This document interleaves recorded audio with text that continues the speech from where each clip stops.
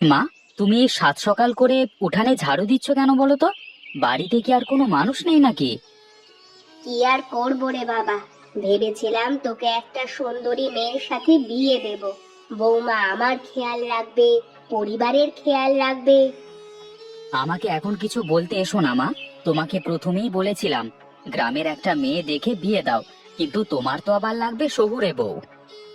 জীবনে যে কি ভুল করেছি! নবাব নন্দিনী তো সকাল 10টার আগে ঘুম থেকেই ওঠে না। এখন আর ওসব কথা বলে কি লাভ বলো? যাও, তোমার এসব করা লাগবে না। রূপা ঘুম থেকে উঠে করবে। সকাল করে ঘর বাড়ি অপরিষ্কার দেখতে আমার ভালো লাগে না। আর শোন, তুই একটু বৌমাকে বলে দিস। ঠিক আছে, বলে দেব। এখন যাও তুমি, গিয়ে বিশ্রাম করো গে। আমি কাজে চলে যাচ্ছি।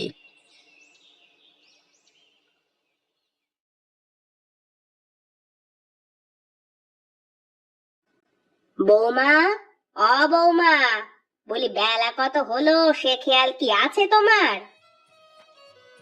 মা, শরীরটা খুব একটা ভালো না, হাত পায়ে জোর পাচ্ছি না, কেমন যেন লাগছে। গায়ে তো অনেক জ্বর।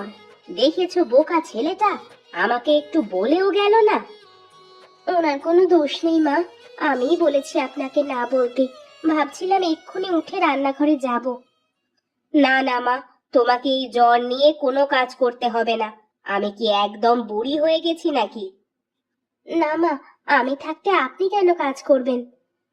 আমার জায়গায় যদি তোমার মা থাকতো, তাহলে কি তোমার মা তোমাকে এই জ্বর নিয়ে কাজ করতে দিত? ছোটবেলায় মাকে হারিয়েছি, বাবাই আমাকে বড় করেছে। মায়ের আদর মমতা কেমন হয় কখনো বুঝিনি। কাঁদে না পাগলি, এখন থেকে তুই আমার মেয়ে আর আমি তোর মা। দুইজনে মিলে আমরা নতুন করে আমাদের সংসারটা সাজাবো, কেমন?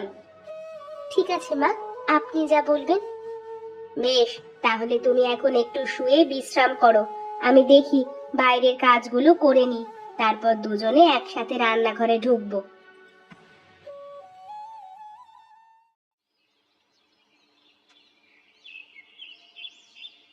কি রে প্রকাশ, কোথায় চললি রে? কোথায় আর যাব, বাড়িতে যাই। করবো না আর কাজ। কটা টাকা দিয়ে মনে হয় মাথা কিনে নিয়েছে। আরে কি হয়েছে বলবি তো? দেখো দাদা, তোমার কাজ করতে হয় তুমি করো গে। আমি আর মহাজনের ওখানে কাজ করব না। আরে কাজ করবি না ভালো কথা, তাই বলে এভাবে রাগ করে কাজ ছেড়ে দিবি তুই? দেখো দাদা, প্রতাপদার সব মিষ্টি তো আমরা বানিয়ে দিই। তার তো কাজ শুধু বসে বসে বিক্রি করা, তাও আমাদের সাথে কেমন আচরণ করে। আরে মালিক হলে কত কি বলতে হয়।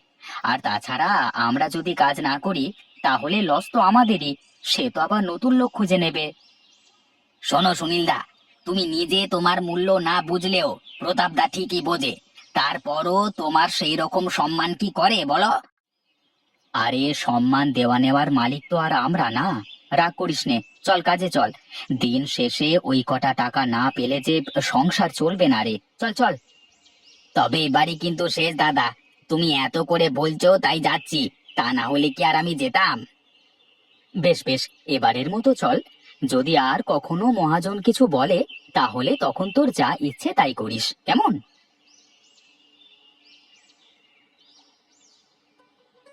হ্যাঁ সুনীল, তোর মিষ্টির তো কোনো তুলনা হয় না রে। আরে গায়ের মানুষ তো তোর বানানো মিষ্টি খেয়ে খুব নাম করছে। হ্যাঁ হ্যাঁ, তা তো করবেই। সবাই তো জানে এটা আপনার দোকানের মিষ্টি, কিন্তু কে বানায় সেটা তো আর কেউ জানে না। দেখেছিস তো সুনীল, এই বেটা সব সময় বেশি কথা বলে। আরে বলি ব্যবসাটা তো আমার, তাহলে এখানে আমার নাম হবে না তো তোর নাম হবে নাকি? বেশ তো, তোমার ব্যবসা তো তুমি মিষ্টি বানাও না কেন? আমাদের কেন ডেকেছো? হ্যাঁ, ধ্যাত্তেরি। একই একই করলি তুই প্রকাশ? এই জলদি কর জলদি কর, ওর হাতে পানি ঢাল। ওকে ডাক্তারের কাছে নিয়ে যেতে হবে রে। দাদা, আমি ইচ্ছে করে করিনি গো, তুমি বিশ্বাস করো। ঠিক আছে, আমার হাত জ্বলে যাচ্ছে, আমাকে ডাক্তারের কাছে নিয়ে চল। হায় হায় রে, আমার সব সর্বনাশ হয়ে গেল। মিষ্টিগুলো সব নষ্ট হলো, আবার সুনীলের হাতটাও গেল। এখন কে আমাকে মিষ্টি বানিয়ে দেবে?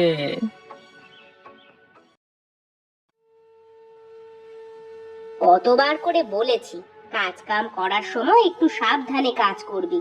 আর যদি আমার কথা শুনতি তাহলে এই বিপদে পড়তে হতো না। মা থামো না, তোমরা এমন ভাবে কান্না শুরু করেছো, মনে হচ্ছে কেউ মারা গেছে। ওসব অলক্ষণে কথা কখনো মুখে আনবে না। এখন আমাদের কি হবে, কিভাবে আমাদের সংসার চলবে?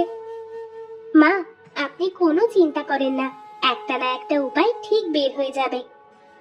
বেশ, তোমরা কথা বলো, আমি একটু দেখি বাইরের কি অবস্থা।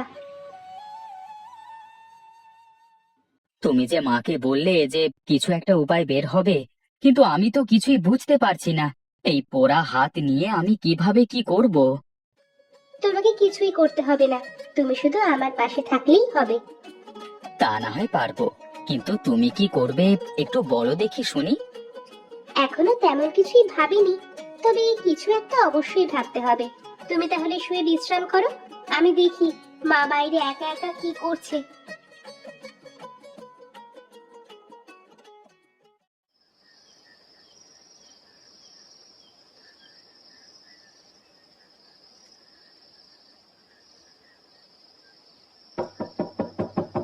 দেখো তো, এত রাতে আবার কি আসলো?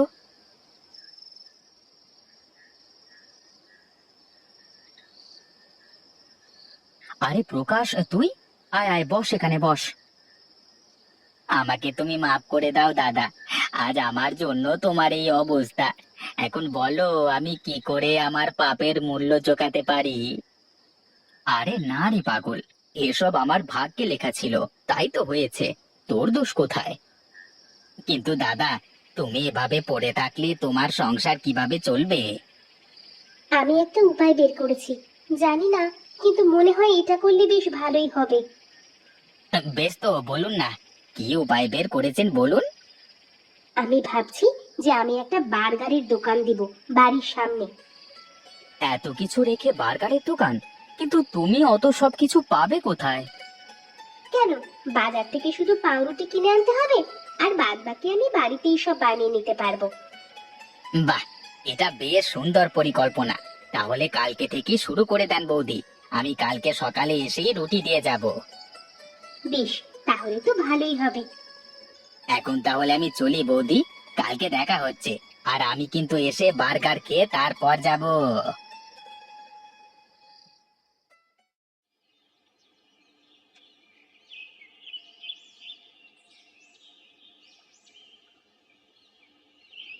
কই গো, একটু হাত চালিয়ে দাও, এখনো তো লাইনে অনেক লোক দাঁড়িয়ে আছে।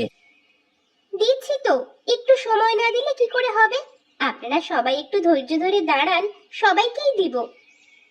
বাহ, বৌমার মাথায় বুদ্ধি আছে বলতে হবে। আমি ভেবেছিলাম শহুরে মেয়ে, সে বুঝি সাজগোজ বাদে আর কিছু পারবে না। যাই, দেখি একটু সাহায্য করি ওকে। মা, আপনি আবার কষ্ট করে এখানে আসতে গেলেন কেন? দেখতে আসলাম আমার বৌমা কিভাবে কি করছে। বেশ তো, আপনি ওখানে গিয়ে বসুন, একটা বার্গার খেয়ে দেখুন না কেমন বার্গার বানাতে পারি। তুমি যে খুব ভালো বার্গার বানাতে পারো তা তোমার সামনে এই মানুষগুলোকে দেখেই বোঝা যাচ্ছে। হাসাহাসি না করে একটু জোরে জোরে হাতটা চালাও। শুনলাম সুনীলের গিন্নি নাকি বাড়ির সামনে বার্গারের দোকান দিয়েছে। হ্যাঁ দাদা, খুব বিক্রি হচ্ছে শুনলাম। ভালোই হয়েছে, গায়ের মানুষ একটু শহরের খাবার খাওয়া শিখুক। কিন্তু আমার ব্যবসার কি হবে তাহলে? কেউ তো আর আমার মিষ্টি খেতে আসবে না।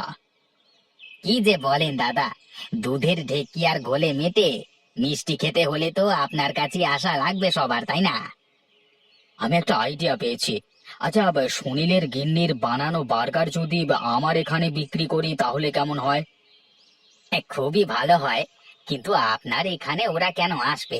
তার চেয়ে তো ওখানেই ভালো বিক্রি করছে। এই সব কিছু হয়েছে তোর জন্য। তুই যদি এই অ্যাক্সিডেন্টটা না ঘটাতিস। আমি কি আর ইচ্ছে করে করেছি? নিজের দোষটা তো একবারও নিচ্ছ না যে এসব তোমার জন্যই হয়েছে। আর হ্যাঁ, আরেকটা কথা, সুনীলদার হাত ভালো হয়ে গেলেও সে আর এখানে কাজ করতে আসবে না, আর আমিও কাল থেকে আর আসবো না। যাও। হায় হায় রে, তাহলে এখন আমার কি হবে? আমার আমার এত স্বাদের মিষ্টির ব্যবসা। এখন আর এই মিষ্টির দিন শেষ। এখন গায়ের মানুষ বার্গার খেতে চায়। আমাকে তোমার থেকে বেশি মাইনে দেবে সুনীলদা। এখন আমি চলি।